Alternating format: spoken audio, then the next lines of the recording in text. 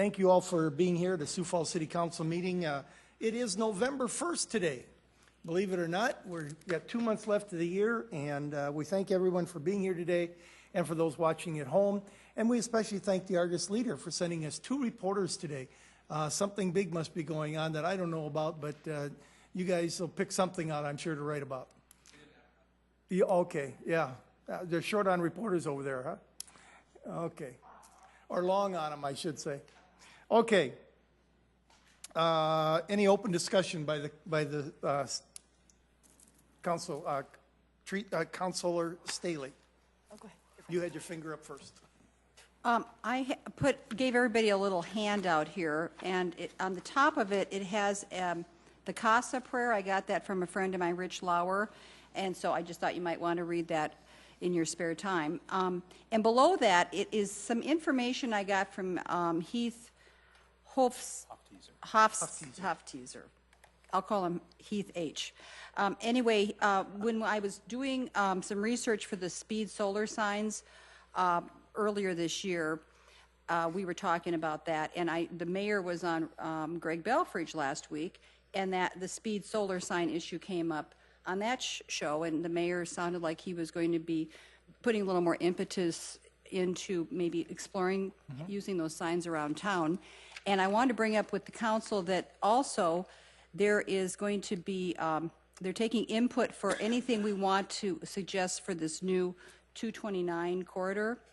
And so I did call into, or I did a survey online, and anyone can do that, but suggesting that they would have some of those solar speed signs as well, because I think that particular stretch of highway around Sioux Falls is extremely dangerous, and we all know that nobody goes 65 out there.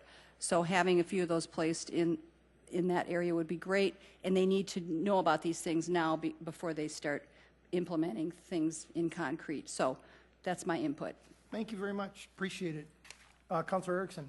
Thank you. On your desk area, as well as I placed some over here, is the Minnehaha County Board of Commissioners held a press conference today that I had the honor to be a part of. For the last approximately year, I've been serving on a pretrial task force with anything from judges, folks that work in the courtroom, attorneys on both sides, state's attorney, police, sheriff, you name it. This task force has several different key players when we're talking about the criminal justice system. Today there was a press conference, and the county was awarded to be the recipient of the Arnold Foundation grant for pretrial task force, the assessment. So this is research that's been done, scientific research. They've researched over 1.5 million cases, over 300 communities, and this is the first one in South Dakota that will be implemented. It is free to the taxpayers and a grant that they will walk through the process, and a lot of it is done on the technical side. And really the intent is to making sure that we're locking up those that that we're not mad at, but that are actually dangerous to the community. So if someone can be out based on this PSA tool, it's really important to have. So it's a very exciting time, and it's great news. It's a huge partnership between the county and the state, as well as the city alongside, having some of the different police officers, as well as Galen Schmidt has also been very instrumental in the process as well. So since we arrest them and then turn them over to the county, it's so important that we understand that as a community. And so it really will impact the region as people come into our community, and allow the judges to have an additional tool in their toolbox. So if you have any questions at all, I'm happy to answer them. This is just the beginning. It will be implemented in January. You'll see stuff all over the media as well as the packet that I left for each of you. So again, if you have any questions at all, please let me know. Thank you. Any questions for Councilor at this point? I have one or two if I could. With the triage thing that we've been looking at, is this something that would work hand in hand with that? If that was implemented? Not right now, no, it's not. But what's really interesting is Leila Walsh from the Arnold Foundation was the representative here today from Houston, and upon talking with her at lunch today, we asked what they also specialize in, and they do a lot of research in education as well as healthcare. And so we did bring up the triage. There were Cindy Hauberger, Aaron Sertzka, and Carol were at lunch today, and so we brought that up, and we started talking about some of those options and asking for their help as well if they were interested. And so I don't know if it's the right partnership or not, but we certainly had the opportunity to pick her brain in regards to what they do in other communities and what they're testing. I think that's a newer area for them as well. So not specifically, this PSA would not specifically go hand in hand with the triage at this point. Councilor Kiley. Something that's different topic. Yep. As you're aware, last month was Breast Cancer Awareness Month, and we celebrated that with a proclamation, and I'd also made note of that later. Well, today is the start of No Shave November, so what's hard to see is this is the start of my effort on No Shave November, and I participated last year, and yes, it evoked some comments about how you doing Santa Claus and things of that nature, but it does come in. At least last year came in white. I'm confident it's going to come in darker this year. Yeah. But anyway, No Shave November is actually a web-based nonprofit organization that's devoted to growing cancer awareness and raising funds to support cancer prevention, research, and education. And the whole purpose of it is to forego shaving. Grooming is allowed and so forth, but to elicit comments and questions about, hey, what's with the beard or whatever the case might be, so that we can promote cancer awareness. And again, cancer is something that's unfortunately has touched probably all of our lives, either directly or indirectly through relatives and friends. So I would just encourage you to participate. I would encourage you to at least participate by supporting a cancer research foundation of your choosing, and you don't have to go very far to do that. We have with Avera and with the Sanford right here in town, we have some choices, but No Shave November is actually supported by the American Cancer Society, Prevent Cancer Foundation, Fight Colorectal Cancer, and St. Jude Children's Research Hospital as well, too. So anyway, that's my plug for further cancer awareness. Thank you. We'll look forward for the changing Councilor Kiley as we Yes. go along this month. Are you going to keep this the same length as the beard, or are you going to Well, I can't grow any more than what's already growing Well, up there. besides, I could let it grow. No, I'm going to continue to cut the hair. Oh, okay. What Just thought maybe there you'd is up venture there. that. That doesn't You and I take- have the same problem. Doesn't take long. No. Okay, let's, I got just, Councilor Starr. I'll be quick, Mr. Chairman. Saturday afternoon, I had the chance to meet with 40-plus neighbors up in the Frolic Edition that are starting a neighborhood watch program. It's always encouraging to watch neighbors to come together. And what was even neater, when they asked for block captains for the area, the hands went up as fast as they could. It was amazing to see people willing to step forward to take an interest in their neighborhood and provide information to both the police department and to make their neighborhood better. So it was great to be part of that. And Richard Smalls is the gentleman who has been heading it up. And he's spent the summer talking to his neighbors. He went to 200 and some doors, and there are over 90% that are willing to participate. And the people who aren't participating, he wasn't able to go back to their home or find them at the same time. So he hadn't had anyone tell him no. So very encouraging when citizens get together to be part of making Sioux Falls a great place to live. You bet. That's a great program. We have it in our neighborhood, I know, and it's a good one. It's a good one. Thank you for the report. Okay, with seeing no other open discussion, let's move on to presentations. Rich Oaktel, our internal auditor. Good afternoon, Council. Rich Oakesville, Internal Audit. I'll keep my comments brief because I know we have a full agenda this afternoon.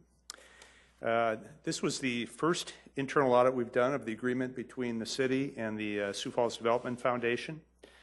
The history of the Development Foundation goes back to, I think, 1954, when local business leaders created it for the purpose of promoting the city and the surrounding area by fostering business and employment. It gets its funds through a variety of resources, including the city, but also Minnehaha and Lincoln counties, and through land sales and through memberships. And as far as the city's involvement, going back to 2012 through 2014, the city provided $275,000 annually per the agreement. $175,000 of that was for various services relating to economic development, coordinating with the city staff, that sort of thing. And then $100,000 was for a special projects fund.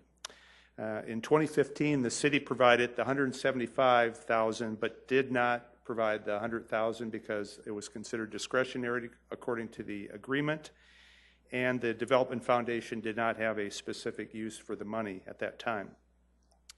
We concluded in our audit that the Development Foundation is complying with the terms of the agreement.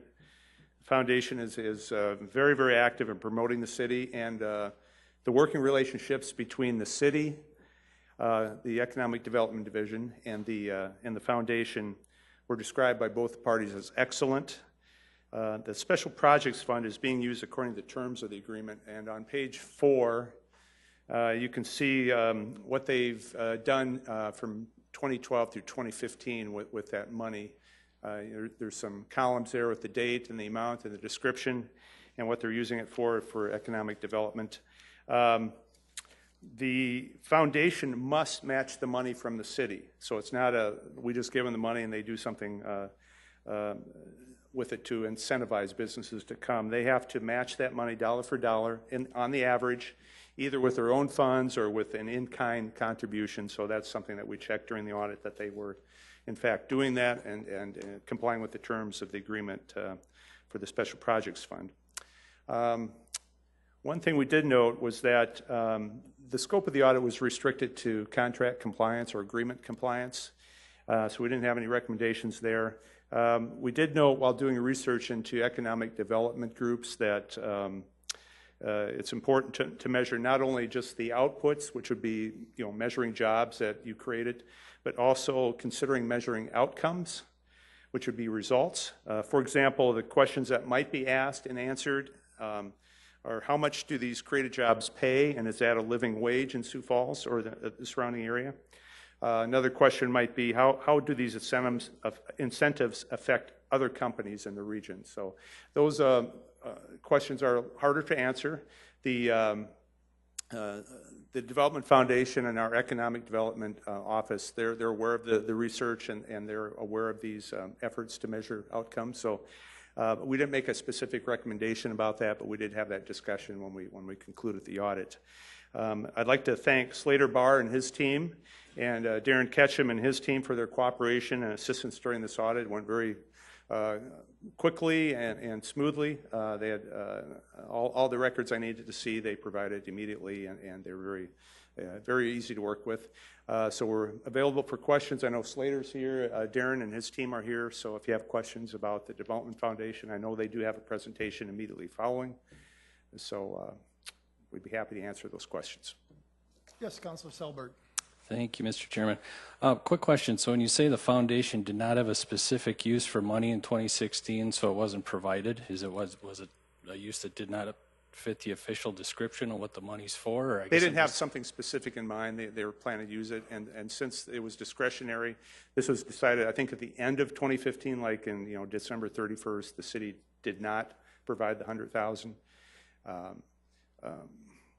Kind of shocking to hear we wouldn't find a way to spend. I don't know, maybe I'm reading it wrong. They still had money in the fund. It wasn't like the money was, there's about $91,000 in there right now, okay. And I think of that $91,000, I think $20,000 isn't actually spent. I think on page 4 there I said it's a commitment. So they had money there if something came up during the year, but I think the city made the decision. I didn't delve into that, but if there was no specific use for it, the city decided not to. They would just provide the $175,000 and not that additional $100,000. So. Got it. All right. Thank you. Yeah. Other questions for Rich? Okay. Some of you know, some of you don't. I think this is the last time you're going to be before this board. I might have a couple in January. You might. I might. If the audit committee, if we have that on January 5th and we approve the reports there, then you might get one. You might get. Might get an encore appearance from me. Well, so. if it does, fine. If it doesn't, but I need to say that Rich is retiring the 20th of January after a long and illustrious career with the city. I can't tell you how much I appreciate working with you the last couple of years on audit, as audit chair, and we're going to miss you. We're going to miss you. Well, so thank you very much for your service. You're welcome.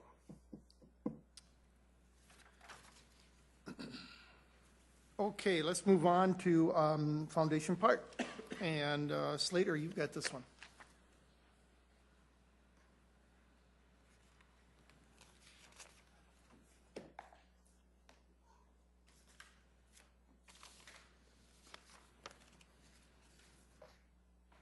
You got it? This will move it, right? Perfect. Thank you, Mr. Chairman, councilmen and councilwomen, and I appreciate the opportunity to spend a little bit of time with you today and give you a little bit of update. I'd like to talk about, I know this is kind of billed as an update on Foundation Park. I'd also like to just kind of give you a brief update on workforce development and attraction, considering how important that is to our community as well. So let me start with, and I just want to bring you up to date on what has been done on Foundation Park and what's moving forward with it. So what I have before you here, this is the current concept that we're working under for the development of the park. And so what you have before you really emphasizes the more conventional industrial park. But remember that what you see is almost doubled in size to the north of the railroad tracks.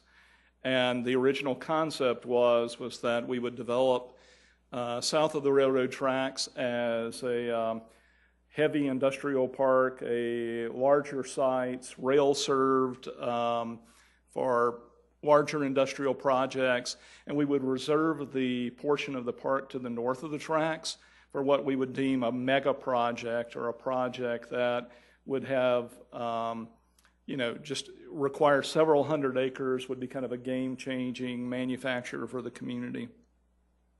So this is the concept. You can see that it has an interior loop road, and the crosshatched areas that you see along the railroad track would be a parallel track that would come off of Burlington Northern Santa Fe's main line and create spurs coming down to service several parcels that are in there. We still are committed to this initial concept, but one of the things that we're currently kind of in the evaluation stage on is perhaps tweaking this design a little bit to create a greater diversity of sites. It's really heavily oriented towards very, very large projects, large development at this time. And as we looked at it and thought about trying to diversify the park and make it more marketable to a variety of projects, it seems to us to make sense that we could take a look at creating some smaller sites in the midst of this park concept. So for example, where you see it says Block 2, Lot 2, that's kind of at the top of the where it says drainage way. That site could be subdivided into basically 4, almost 5 acre sites in there. I think they're 4.86 acres each. And that would kind of create a more, a broader market and usability for the park. So we're going through the engineering and the analysis of perhaps doing that. Wetlands have been mitigated in the park, so this is an earlier the wetlands are accurate on this, but you can see it was developed on an earlier concept, and if you compare the two, you see how the loop road straightened out instead of curving down and coming around. So what I showed you before is a more accurate representation of the current concept of the park. The areas in the light green are wetland areas that will remain in the park. The areas that are in the orangish color And since I'm a little bit colorblind, you'll have to excuse me if I'm not getting these exactly right, but I mean, that's the way they look to me. But you see F, G, H, and E. Those have been mitigated with the Tatanka Wetlands Mitigation Bank. And so those have been taken care of and have allowed us to move forward with the development of the remainder of the park. The biggest thing that we have underway right now is a grading project, very large project. It's basically 1.3 million cubic yards of dirt that are being moved. And so you see those areas that are south of the railroad track, the large sites in between the railroad track, the interior loop road, and between the interstate and the interior loop road. That is the grading project that is currently underway. We needed to do this. First, it creates 3 large rail sites that are ready to go. And the way the topography lays on the site, we needed to balance the dirt from kind of the northern side of the site and push it down to the east and to the south in order to balance out the sites, to balance the cut and the fill. Phase 1 of the road is also part of the grading project, and so you can see the interior loop road coming from the northern entrance on Marion Road, coming all the way around to the far southeast corner of the loop road. That's the first phase of the road, and so that's part of the grading project that is currently underway, as are the rail spurs and the parallel track are also part of the current grading project. A couple of things that have been significant advancements on the rail side are, first, Burlington Northern Santa Fe has selected Foundation Park as what they call a certified site. And what that does is it stamps their seal of approval on the park as a site that meets all the criteria, has all the requirements for a site for their prospects, for industry to come in and to be able to go in and not fear that they're going to run into surprises. And so what that means basically is that in addition to our own marketing efforts, BNSF is marketing this site as their nationwide inventory of certified sites that have their blessings. That's a very good step forward for us. Another significant step has been we were successful in securing a $1.7 million EDA grant for the rail. So that covers about half of our costs on all this rail construction that is on there. So that certainly was a welcome, addition to the park as well. The other thing that I wanted to call your attention to is you can see from the grading plan that there's a rectangular shape there in the middle, in between the rail and the interior loop road. That was the Logistics Buddy site. As they pulled out of the Foundation Park, as the nature of their project changed and it took more of a retail flavor, and they kind of redefined their project and determined that Foundation Park wouldn't work for us. That's kind of been a double-edged sword for us. So on the negative side, not having that early sale doesn't allow us to capture those dollars and pour back into the project. The positive side of it is, though, that we don't have to be in as big a hurry. We don't have to be in as big a rush as we were to extend infrastructure and to try to accommodate their timeline. So whereas our grading project was going on almost a 24/7 timetable, they were basically working about 17 hours a day on the grading project. With them pulling out, we could slow them down to a more conventional pace. And so we have done that. And the grading project will probably around the end of November be drawing to a hold for the season, and then we'll pick up again over the next 2 or 3 months once spring hits. So that's what's underway with the grading. When we initially, in the early stages of the project, we had a lot of interest from other projects and prospects in addition to Logistics Buddy. So Logistics Buddy pulled out. The other prospects are still there, and we're still in conversations with them. And so as they move forward with their projects, you know, there's our hopes that as the timing is right for them, then they will move forward and convert those letters of intent into an actual purchase agreement and move forward with their projects. And then that in turn would trigger infrastructure for us. So we're trying to kind of track the infrastructure extensions with the projects, and I think the city is doing the same. We're basically moving kind of hand in hand with that. We don't want to pour, you know, millions and millions of dollars into infrastructure into the park until we get a project that's ready to move. Because of the timeline of our projects, it takes about 18 months for a large company coming in to build a project. You know, we are at the point, I think, for both of us that we're able to pull the trigger and move the infrastructure forward and stay in parallel track with a prospect coming in. So I wanted to mention that. Some of the things that you run into are kind of unexpected. So this is something that we certainly didn't anticipate, but was kind of something I've never run into before. But once grading started, one of the contractors looked up into a cottonwood tree in one of those wetland areas that was being mitigated and said, you know, that looks like a hawk's nest. And sure enough, we had a nesting red-tailed hawk that was in the development. Those are federally protected. And so we then had to work with the U.S. Fish and Wildlife Department on how to move forward. We essentially ended up letting there was an egg, there was one egg in the nest, and we had to wait for the egg to hatch. We had to bring in a professional falconer from Montana who came in, who took the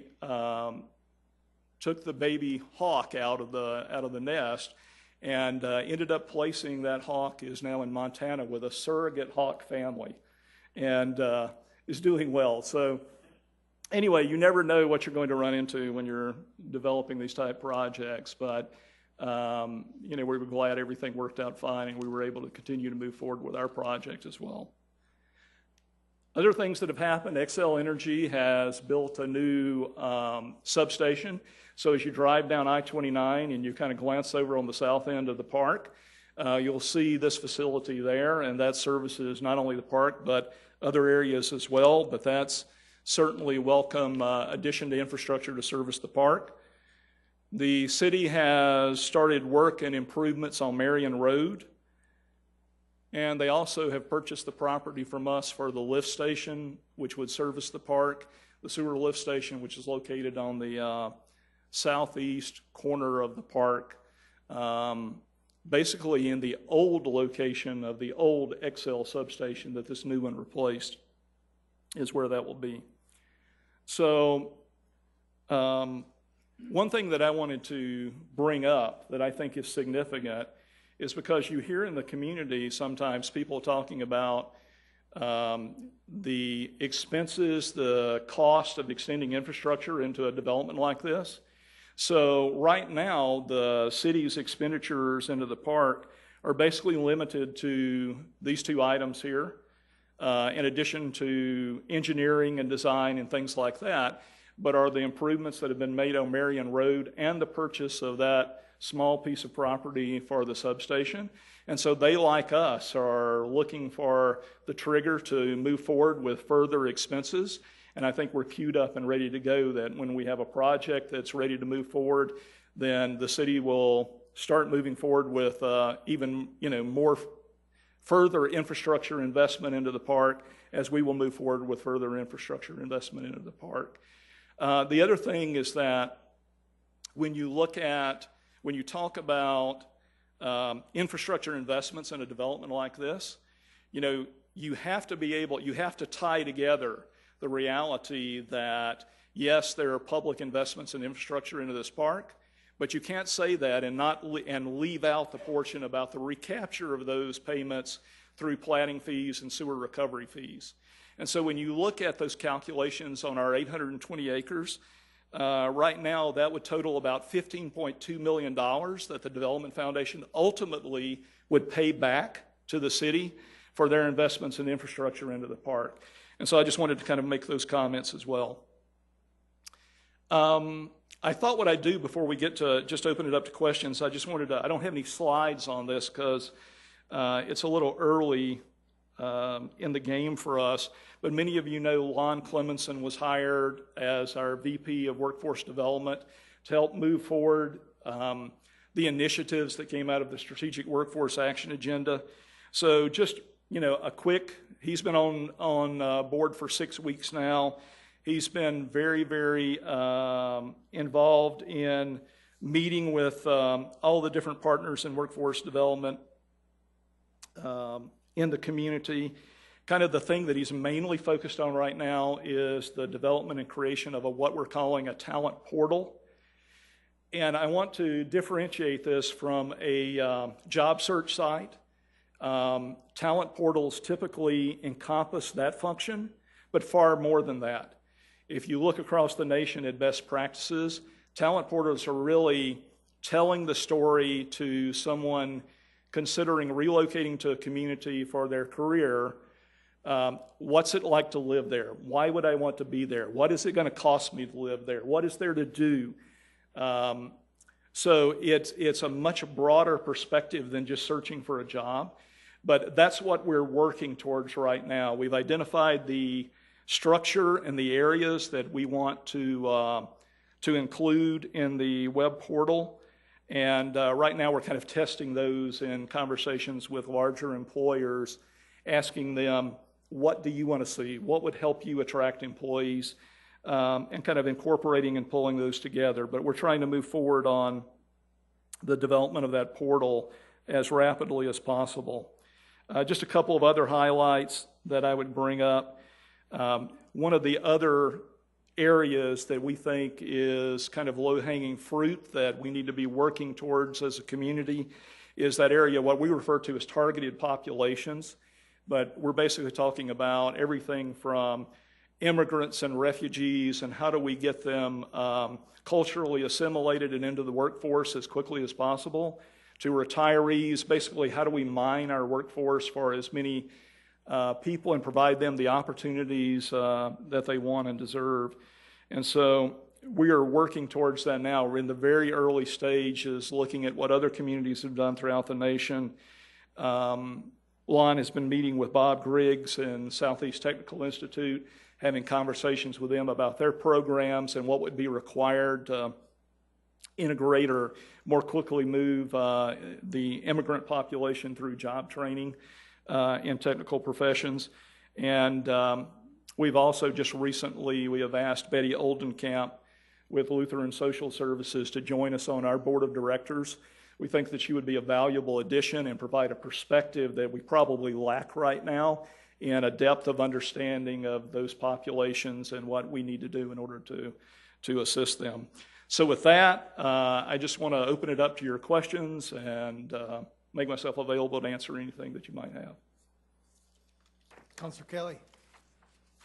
Thank you very much. Thanks for the presentation. And Slater, you'd mentioned letters of intent and contracts. Do we have any under contract currently? Any sites specifically? So letters of intent, initially we had 3 letters of intent and 1 letter of intent that was under review. So now we have 2 letters of intent and 1 letter of intent that's under review and in discussion. But the reality is that you have to understand the difference between a purchase agreement and a letter of intent. A letter of intent is non-binding. It's basically we're interested in this location, we're interested in this site, and we want to plant our flag here. We want to say that we're interested in this location. And so we needed some way in order to be able to plan out these various locations in this park. And so we took those early prospects that we had and said, okay, some of them were kind of on top of each other, wanting the same parcels of ground. And so we said, let's look at some letters of intent and try to figure out where you could potentially go. So as those letters of intent are non-binding on their part, they're also non-binding on our part.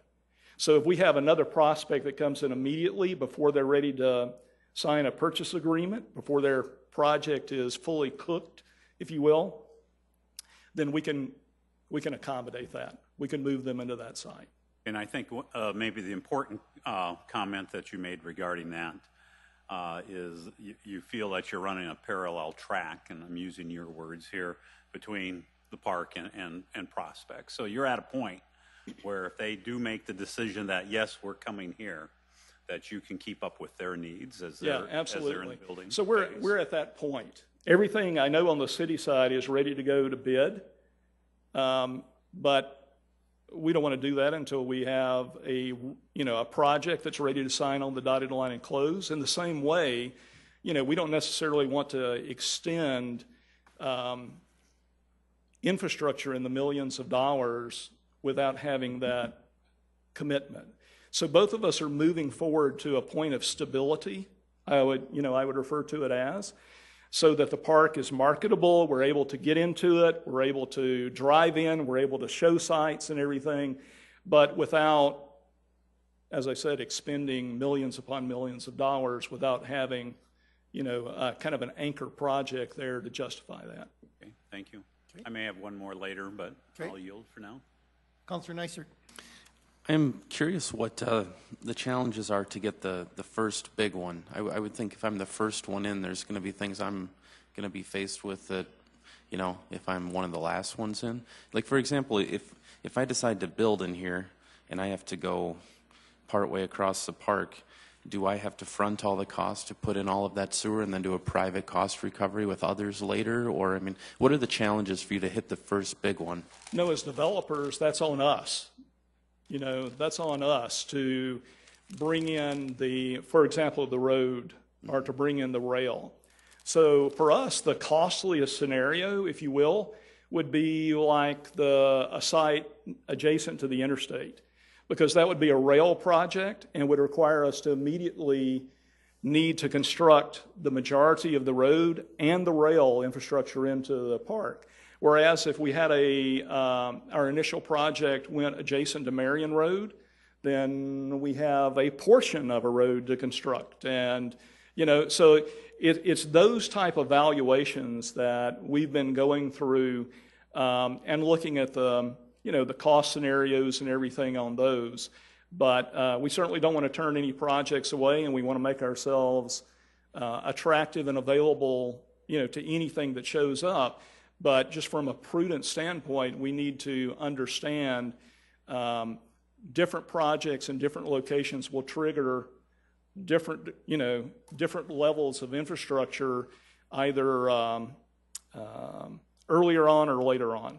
So if I'm a business coming in, am I just going to pay essentially my share of the acres I use? I don't have to pay to get the sewer across your development. That's our responsibility, right? Okay, and then, the trunk line, there's a difference between the distribution sewer and the trunk line sewer. It would be the city's responsibility on the trunk line sewer, whereas it would be our responsibility on the road, on the paving, and so forth.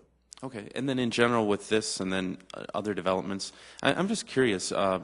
Do you run into stiff competition with like surrounding communities, like let's say T, where you have lots of open land and maybe you don't have platting fees that are so high? Is that a challenge for you, or? Well, it depends upon the project. For some projects, clearly they can look at a community and one of our surrounding communities, and we support them as well. Nick Foshheim is in our office and represents Makita and Lakita, working in economic development in those communities. And so, but for a company that comes in, the things that they will consider is, there are platting fees associated, and so a higher cost of development that has to be passed on to them from parks in Sioux Falls.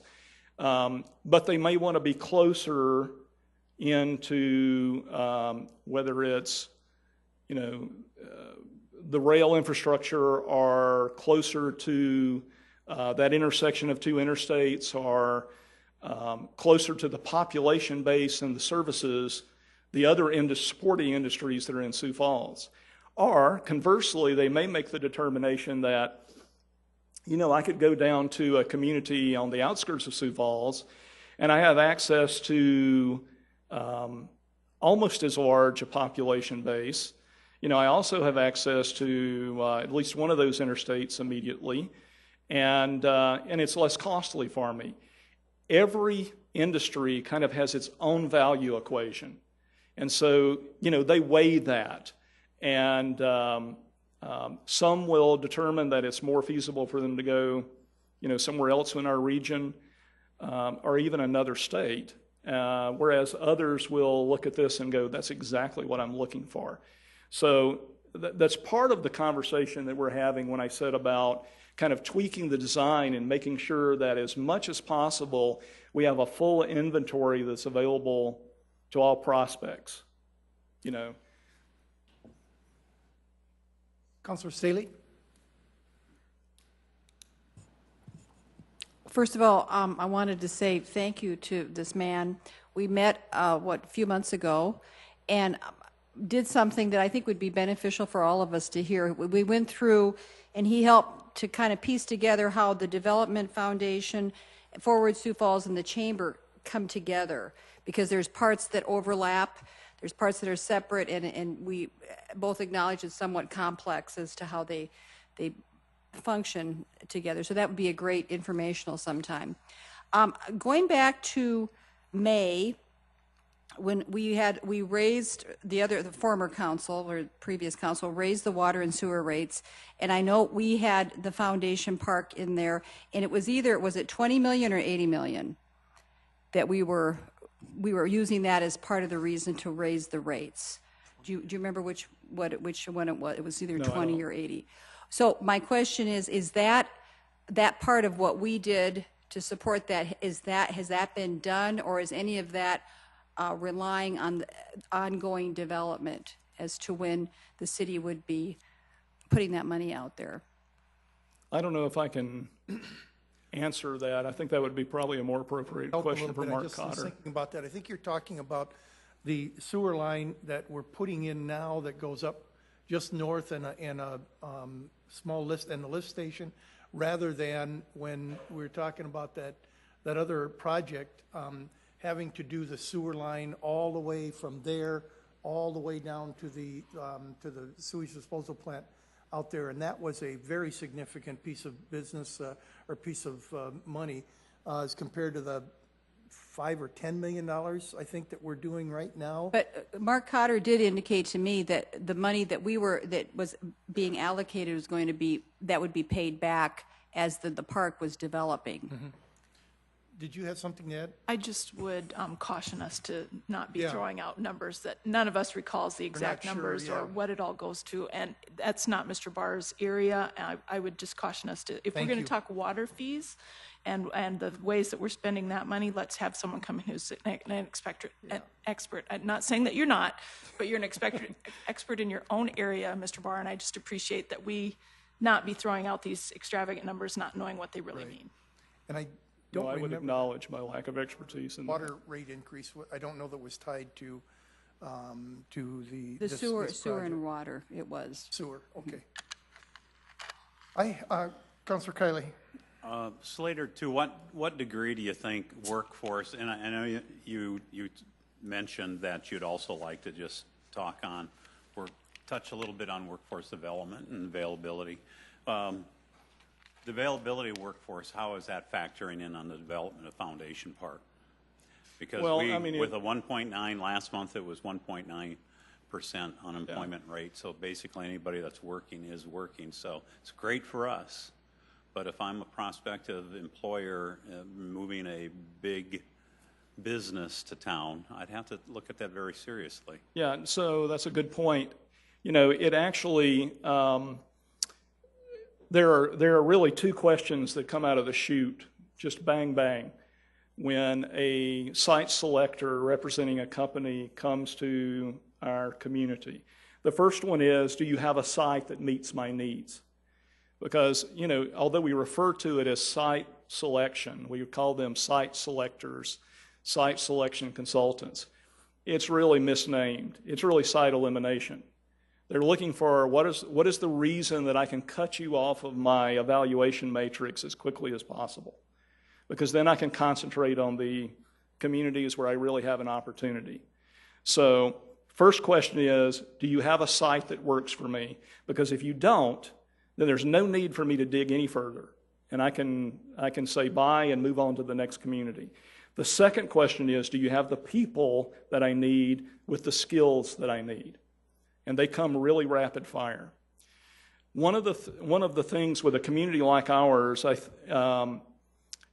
heard the Forward Sioux Falls leadership talk about, even though there is a strong emphasis in this 2016 through 2021 campaign in workforce development, that we always have to maintain that balance.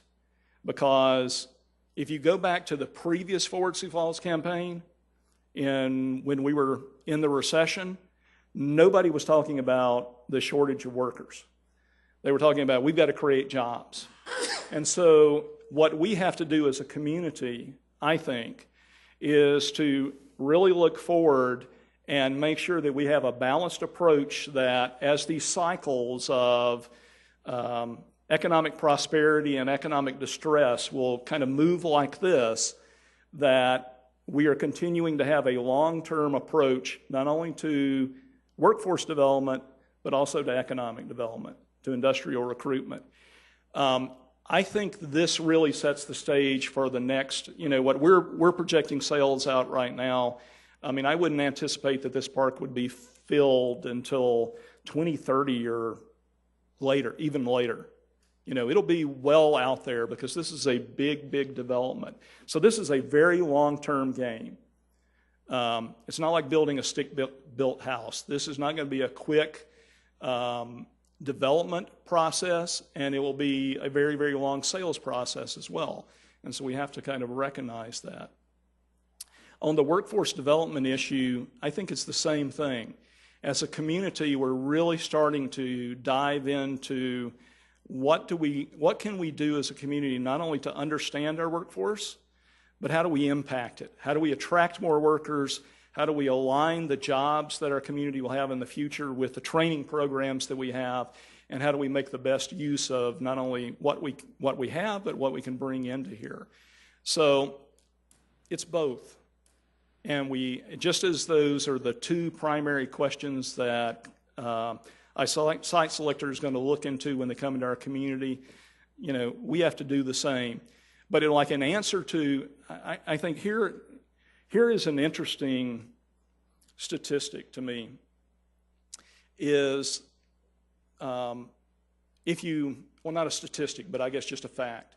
If you look at what the genesis of Foundation Park was, it was the mega site.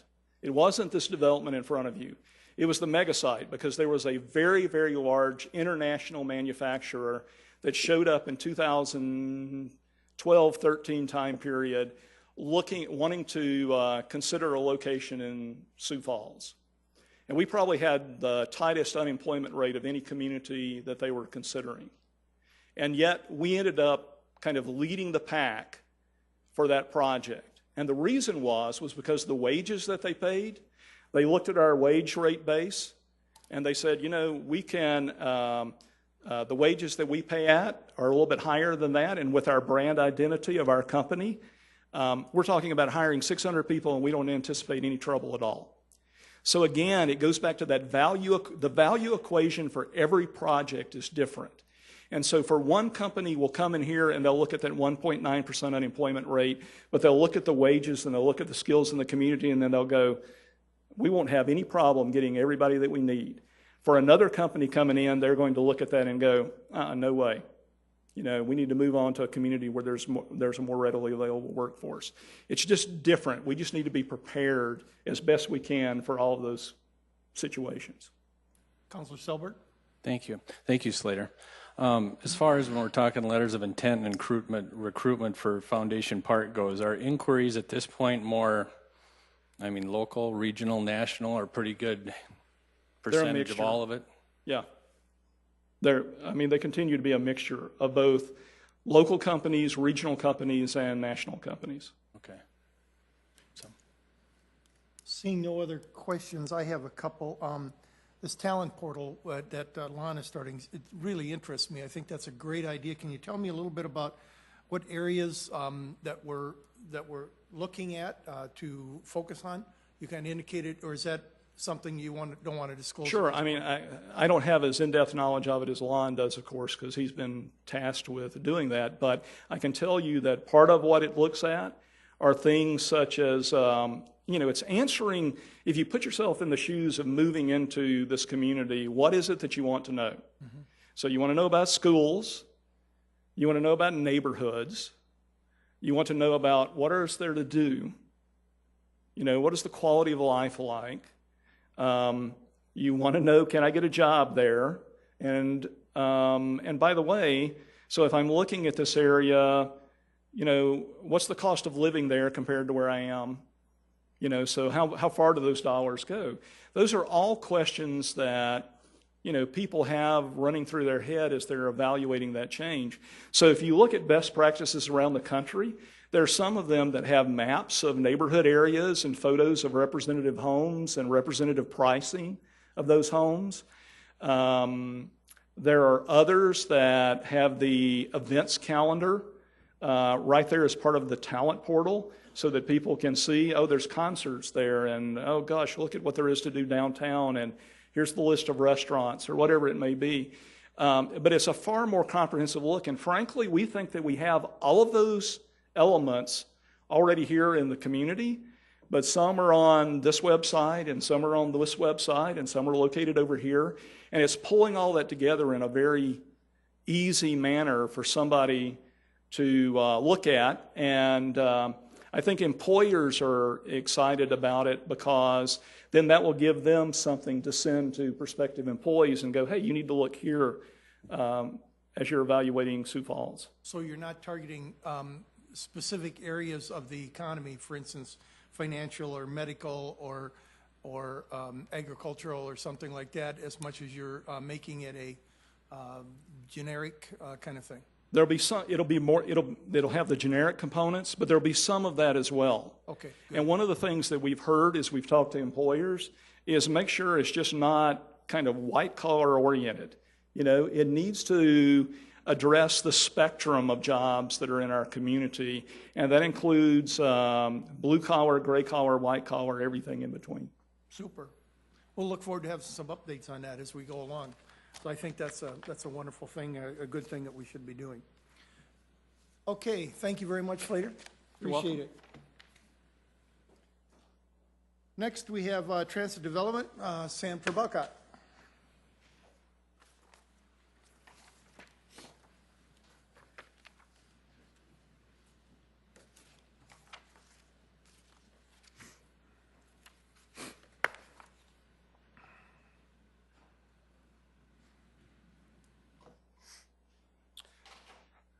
Good evening, Sam Trebilcock, City of Sioux Falls Planning Office.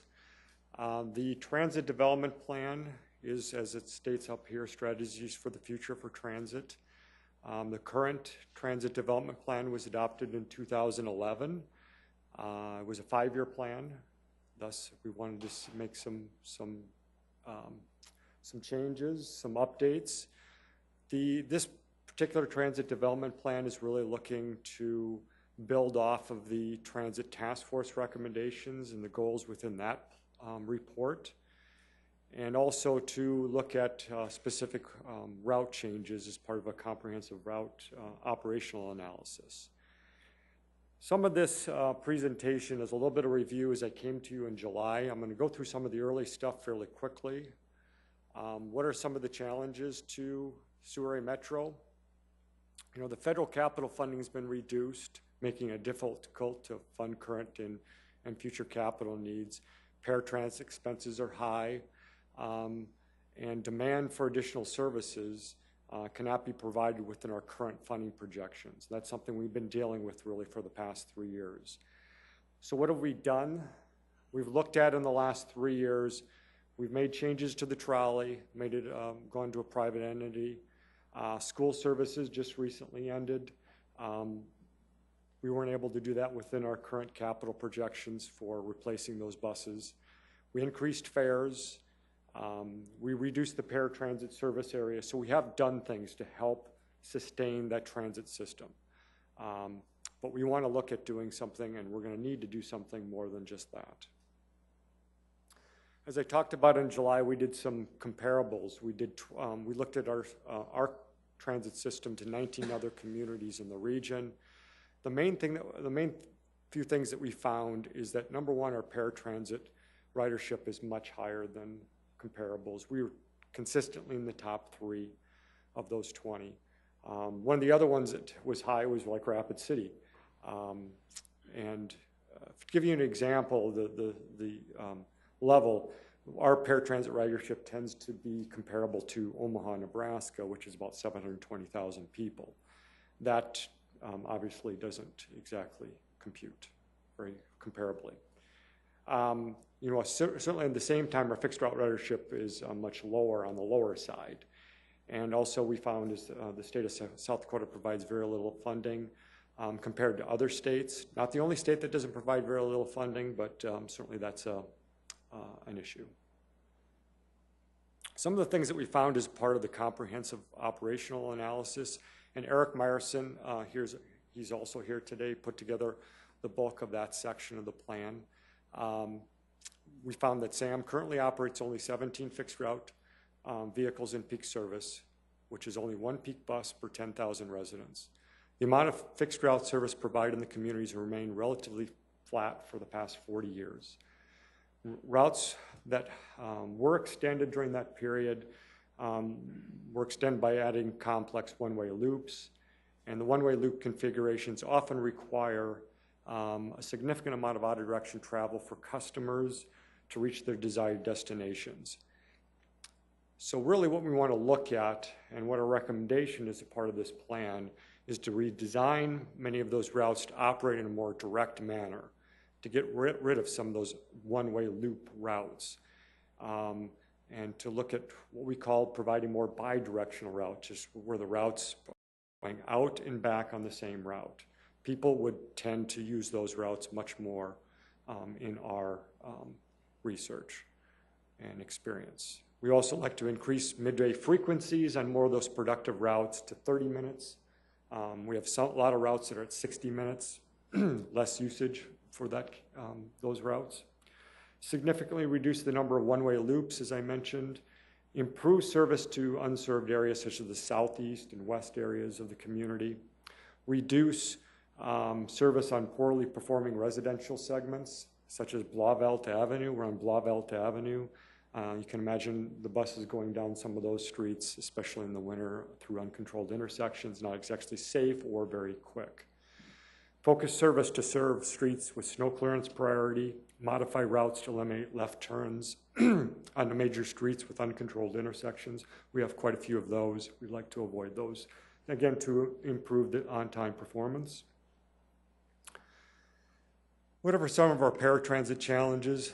What we're finding is the reason for our higher paratransit ridership in large part is because in the 1990s, much of the increase came from the human service agencies for their day programs. Many of those other communities we looked at, they don't have those on paratransit, or if they do, they contract them out and they receive the costs at a much higher rate. So agency trips have caused a significantly higher normal paratransit rate. So in 2015, we had about 50,000 human service agency day trips, which is about 40% of our paratransit trips. So we really think it's important, we've been talking about this for 20 years, is the idea of human service transportation coordination. That's okay. Okay. It's necessary to implement cost allocation models that effectively promote the development and delivery of coordinated transportation services by promoting shared responsibility for funding those transportation services to create a more efficient overall transportation service. And we'll talk about that more as we get into the recommendations. So in large part, it's really important that we look at moving those agency trips to other transportation methods or developing a new shared financing model that's really critical to the plan strategies. I think I talked about this last time, but I think the main point is that we talked to the public about is providing information from our long-range transportation research study. And obviously, not everybody in Sioux Falls uses transit. In fact, 80% of the public does not use transit. That's something we need to be aware of. You know, some of the things that we really looked at as a part of that long-range plan was there are a large number of people that don't have the need for transit in the community yet. But certainly, some people would use the services. As is showing here, services not available where they live. Services not available at the time that they use it. So we think if we make some improvements, there are some needs that where people would utilize it. I'm going to skip that one and that one. Top priorities for transportation improvements. This was included in the long-range plan. The thing that I would indicate here is if you notice improving public transportation inside Sioux Falls was second to the bottom item. It doesn't mean it wasn't a priority and people didn't think it was important, but it still was lower in relation to the other services. But if you look on the fourth item, improving transportation for seniors and disabled did rank high. And so we still think it's important that there are services available for people, whether it's the fixed route or paratransit system. It's just not necessarily for everybody. It's for a certain segment of the population. People think it's important. These are goals from the Transit Task Force report. Goals 1 and 2 are the things that you'll hear the most about through our strategies, and they kind of play together. Number 1 is reduce the cost of paratransit over the next 5 years from about $1.8 million reduction. Goal 2 is then to be able to increase those fixed route services by about $1.6 million. Goals 3 and 4 are really talking about bringing a community-based collaboration and travel training.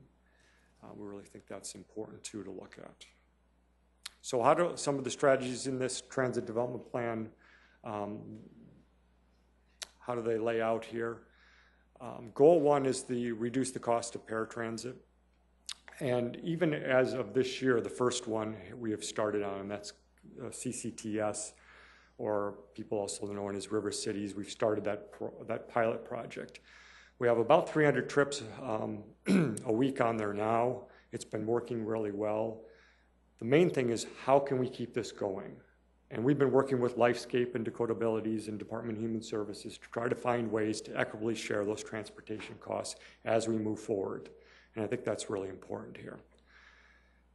Because what we need to look at, and this is to give you fair warning, it is something that's really going to be important, is for us to look at the next year's contract with River City to continue that process, to be able to lower those day trip rides from paratransit, or at least to keep them at the same level. To be able to do that, next year we're going to, or beginning this year, we're going to have to bid out a contract with CCTS where some of the funding is also borne by the agencies, and we've been talking to them about that. We think we're going to have it at a really reasonable level, about $3.50 a ride. Really the CCTS rate for the amount that they'll charge next year, they believe will be about $18 a ride. What we would charge for paratransit will be closer to about $28, $30 a ride. Based upon that top item is something that we'd be looking at coming in potentially yet this year, if needed, to be able to encourage those agencies to utilize CCTS services. Our agency rate would probably, because of our higher operational paratransit cost, would be more related to somewhere around $10 to $12 a ride. So just so you kind of get some ideas where we're headed there. The goals then continue on, as we talked about. We want to move those agency day program trips, and it really becomes critical to our funding strategies to move those day program trips off of paratransit over the next 2 years. 280 more trips off of paratransit by 2018 and 280 trips off of paratransit by 2019. So we continue to work with the agencies on those possibilities and needs. That gives us the ability to then increase fixed route services. By the year 2025, we would be over a three-phase process. We would increase those services. And that would be to implement the strategies of the comprehensive route analysis. And you can certainly look at that in the plan, but I'm going to go through it here quickly to tell you we have a map in the plan that details some of the recommended route changes that we would be looking at. I'm not going to obviously go over everything on this map, but I'm going to try to give you some ideas. There are changes to Route 1, which is the VA hospital route. We're going to look at adding a destination to the Meadows on the River. We want to make the Route 2 a more bi-directional route, as I talked about before, making it more direct services. Route 3, we want to increase Saturday frequencies. Route 4, we want to create more bi-directional services on East 10th Street and extend that route out to the Target area. And then Route 5, we want to improve that as a bi-directional service route and get rid of the loop route that we have there. Route 7, we want to improve that as a bi-directional route and really utilize that as an East 6th Street corridor. Right now that kind of loops all over the place. And then Route 8, we would modify that route somewhat and initiate Saturday service on that route. Route 9, we would extend this service out to the 57th Street corridor. Route 10, we would restructure that route to be more of a bi-directional route along the West 12th Street area and Marion Road and West 57th Street. Route 11 would go out to the Sertoma Avenue where we do not have service area, would provide service more to the west side of town. And then Route 14 is a new route that would pick up some of the sections that were on the Route 7 route that we had before. Goal 3 really talks about the community-based collaboration, and really what I want to highlight here is the idea of what we're already doing now with CCTS. We're doing that as part of this strategy to develop a comprehensive nonprofit transportation system. Something that can even do more than just the day program trips, but also to provide some other services for the community that aren't served necessarily by transit. Goal 4, again, travel training is really important to get people to understand how to use the system, especially as we improve our system. We think this is going to be an important marketing technique for us, including utilizing the buddy system for people that might want to move from paratransit to the fixed route system. Capital plan quickly that included in here. Next year, we're going to be doing the downtown bus stop transfer facility. We were lucky enough to receive a $1.1 million grant as a part of that. That helps us. Doesn't necessarily get us all the way there, but we also have some needs for our bus garage and offices as we move into the future for future storage, and the offices certainly need some updating for a number of reasons. So that's something we'll look at trying to incorporate into the capital plan. This is really important to try to bring all things together, the transit fund forecast. That green line is where we're trying to be, trying to get to.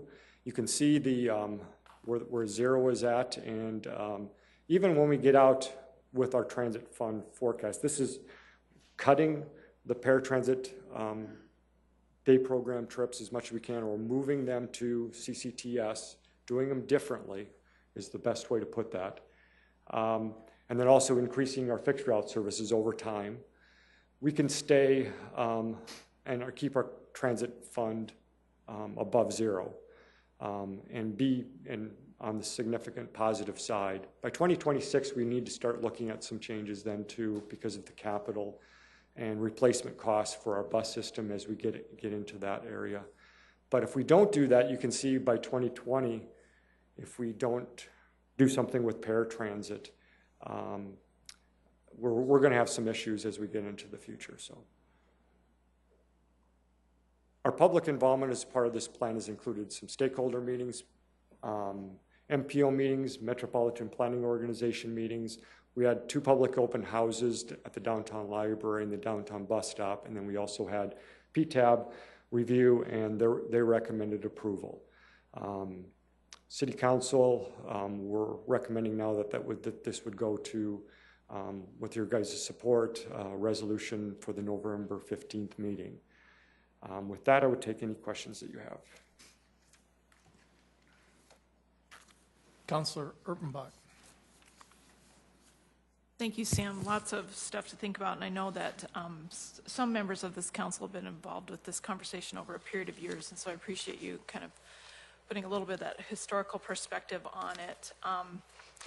I can't help but think of Councilor Jameson and his grid system. Some of you were here. Grid system.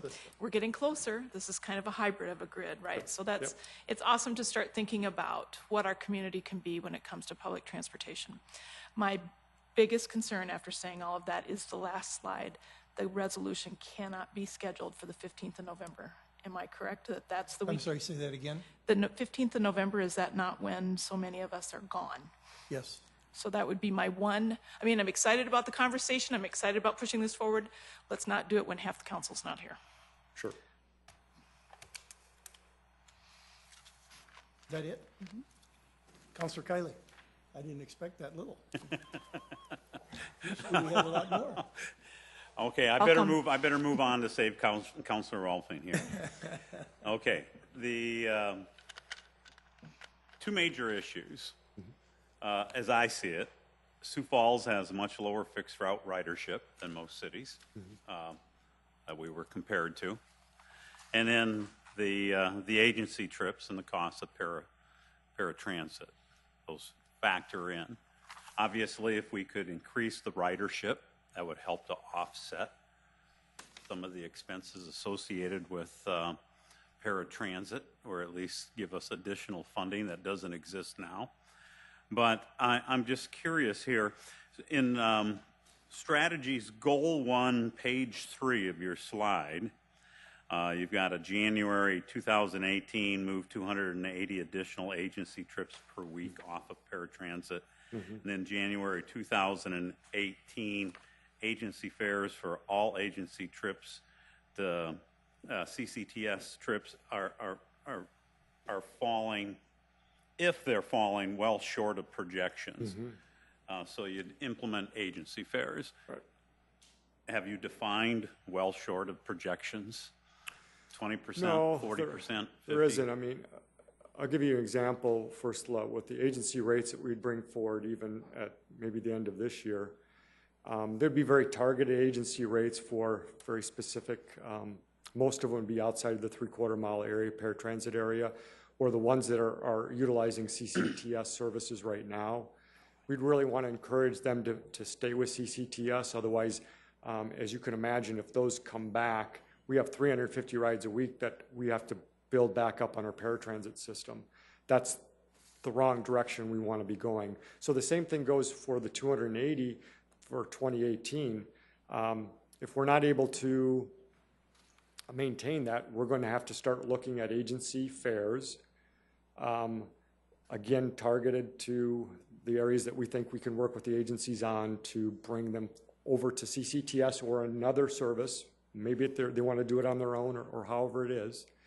But that's something we want to continue to be able to negotiate with the agencies and how that works. And I do agree with the strategy that there needs to be cost sharing there involving the agencies and the paratransit trips.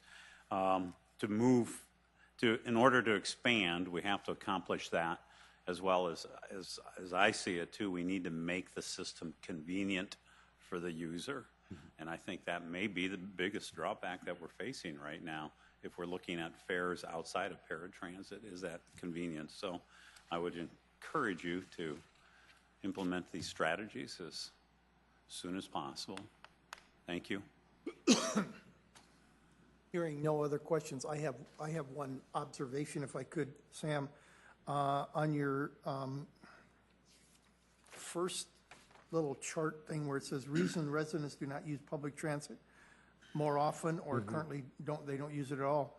We've got prefer to use my own personal car and don't need it because I have a car, because I have a working vehicle. my daughter, who lives in Philadelphia and is a big environmentalist and all this kind of stuff, says, you guys, they should be running buses. You know, you just run them and get them out there. And it's a lot more difficult than that. You've got to, there's a lot of cost analysis that need to be done, et cetera, and I agree with it 100%. However, but then if you go to the next slide, where it says how likely residents would be to use public transit in various conditions, the number 2 thing on there is employers provide an incentive for them to use road. And with direct routes, more direct routes where they can do it in 15 or 20 minutes without having to worry about all that traffic and stuff. Right. I think that might be one of the keys that we've got to look at, is really promoting employers in the downtown area to do that. Well, I'm glad you mentioned it. It's one of the things I kind of skipped over, but we did notice that too, and we did include it in the plan. But one of the things on this next slide that you'll notice is that willingness of employers to provide incentives was somewhat limited. So the priority wasn't necessarily super high, but it's certainly something that we do think it's certainly a market that we need to be looking at. Yes, I agree. That might be something that we look at as a city, is how we can do that and promote that too with employers, you know. Well, I won't even mention that. Okay. I just want to say, Councilor Neitzer. Is there a draft plan out there on the web to read already? Yes, it is. It's out on the website, on the transit website. If you go to Public Transit Advisory Board, and I think it should have been tagged also that you have on your... It's on SIRE. It's on SIRE, but it's certainly on the website too, under Public Transit Advisory Board. It's on the right-hand side for the public to review too. Okay, great. And you did make reference, I think, to this, but maybe you could clarify for me. For agency trips in other jurisdictions, and when we're talking agencies, we're talking human service agencies that are in the business of helping and transporting people. In other communities, is there cases where they pay full freight and the city isn't even involved in it? And if that's the case, is there state funding that is there that we don't have in South Dakota? I mean, how does that work? Yeah, you know, for instance, in Madison, Wisconsin, that's what they do. You'll see their agency trips because they're the contracted trips that they do. And what you find is that those are done at an agency trip rate, and their agency trip rate is $33 a ride. But that is recouped in large part by the state and federal funding. And there's state and federal funding here too. It's just not necessarily being tapped the way that we were hoping more. Okay. And if we were to get all of the, I don't know how you want to say it, how close do you get to your goal of that you're looking for if you were to get the agency trips to work, to get some of these cost sharings to work, to reduce the cost? Does that get you all the way there? Or? Right. Within our plan recommendations, if we do what we talked about through 2019, that gets us to our plan recommendations and gets us to the ability to expand, be able to expand fixed route. Okay. Councilor Selbert? Thank you. Thank you, Sam. A quick question. I know I should have been there, but I wasn't. As far as the public open houses, how did that go? Did you have good turnout, good feedback? We really did. At the library, I believe we had about 40 to 50 people there. And the people stayed through the presentation. They were really engaged. I was really happy the way it went. They had good, if you look at the transit development plan, within the public involvement section, I list some of the questions there and answers to them. That same thing goes for what was at the bus stop. Eric Meyerson and I, we were just there for three and a half hours. And as people came and left for their buses, we just talked to them. And again, we probably had 25 to 35 people that showed up then too. Oh, great. That's encouraging. Thank you. Super. Thank you, Sam, very much. I know you put a lot of work into this. Everybody has down there, and we're trying to make the bus service as good as we can in Sioux Falls without breaking the bank. Let's put it that way. So thank you. Thank you. Next, we have the National Citizen Survey. Mr. Jim David. Good afternoon, council members. The city will conduct a survey of 3,000 randomly selected Sioux Falls residents in January of 2017 using the National Citizen Survey. As you recall, the City Council included this survey in their budget in 2016 and 2017 This is also the same survey method that was used in 2008, 2009, 2013, and 2015. The National Citizen Survey includes 13 standard template questions plus 4 custom questions and then 1 open-ended question that are determined by the city. A council ad hoc committee, which included councilors Erickson, Erpenbach, Neitzert, and Rolfing, met last month to identify these custom questions. The committee agreed to continue using question 14. This question asked respondents to rate the importance of various city programs, including streets, parks, workforce housings, fire stations, and others. Question 15 is a new question that gauges support for increased local funding for streets, public transportation, and bike trail systems. Question number 16 is also a new question and asks which health and behavioral issue is a concern in Sioux Falls. Question 17 asks the respondent if they agree that the city should place a higher priority on investing taxpayer resources to promote job growth and workforce development. This question was amended from last year to include workforce development. And question 18 is the open-ended question that has also been used in the past. It asks for one thing that city government can do to improve Sioux Falls. In January, a postcard notice will be sent to the randomly selected households. Just prior to the postcard, we'll hold a press conference to announce a survey. About a week later, a letter with the survey packet will be mailed. A follow-up postcard will be sent a couple weeks later as another reminder. In the past, we have been successful receiving about 30 to 34% response level. Also during this process, the city website will include a survey or will include the survey information. The results of the survey should be available by April of 2017. Once revealed, an informational meeting will be held to detail the responses along with a press conference announcing the results. As in 2015, the survey results will be posted on the city's website. I'd be happy to answer any of your questions. No questions. I want to thank the committee for putting it together, along with you for all the work that you put into it, because I know you put a lot of work into it. This is something that we use a lot in our legislation, if you will, and what the priorities are for Sioux Falls and the people of Sioux Falls. So thank you very much for all the work, and we'll look forward to the results in April. Anything else for the good of the, now you're going to talk. Now I Okay. do, yes. Councilor Erickson first this time. Thank you.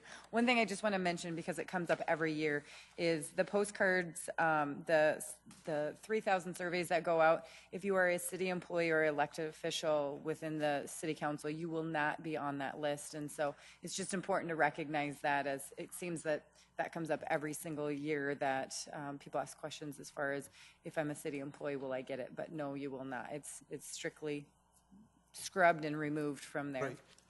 So just to make sure. Councilor Staley?